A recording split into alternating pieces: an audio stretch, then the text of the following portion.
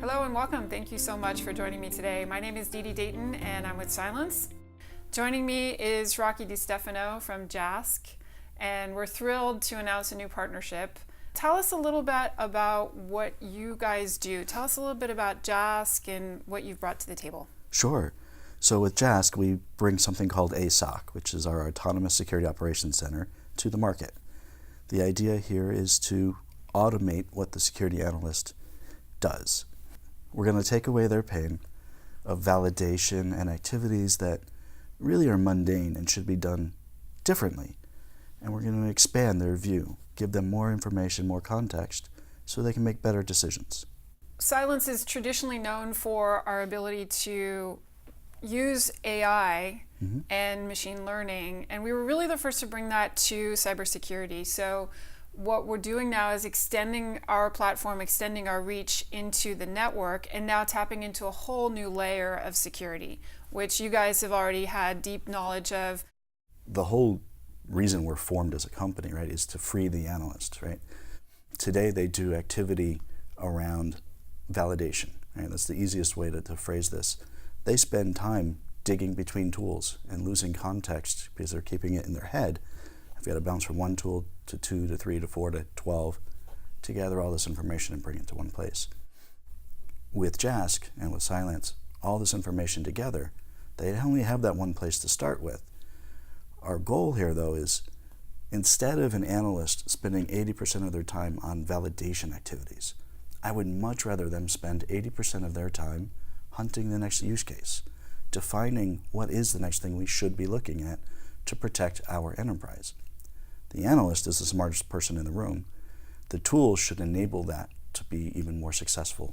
Absolutely right. And what we'll add on top of that is the user should not be at the mercy of the tools that analyst has access to. And similarly for us, the user should also not be at the mercy of whatever endpoint solution there is. What we've seen is just an incredible reduction, like 98% reduction in the volume of help desk tickets. We've seen a 250% increase in the ROI of the security solutions that they're using, because they're able to get so much more efficiency out of a lower cost, lower calorie kind of a solution. So I think, calorie consumption is important just for humans like it is for systems. And, combining a very low footprint that we have on the endpoint with the very low footprint that you guys have in the SOC, that to me is a pretty amazing experience. It is, and I love the numbers you have for that. It's great to be able to quantify it in that manner. I think the way we quantify it right now at our stage of the company is watching how SOCs are transforming. So what we used to see in the Security Operations Center was everything was centered around a SIM. All the workflow was around a SIM. Your processes were based around the features and functionality of that SIM. What we're seeing today is Security Operations Center saying that doesn't work for us anymore. We need to operate differently. We need to operate in a way that we have all this information and we have all the proper visibility. Right? We couldn't get it into our SIM before because it was too expensive or too burdensome on the SIM. We need a tool or a set of tools that we can have all this information accessible at all times. That was step one. Step two, we need better analytic processes.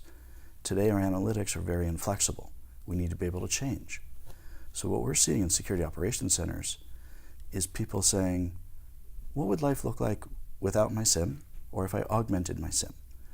Right? And moving along there, how do I use Jask alongside or in place of my SIM? And what we're starting to see is companies saying, let's take in Jask and let's use one of the SOAR, security automation orchestration tools, Phantom or Demisto, Hexadite, Swimlane, any of those, and let's automate these use cases all the way through.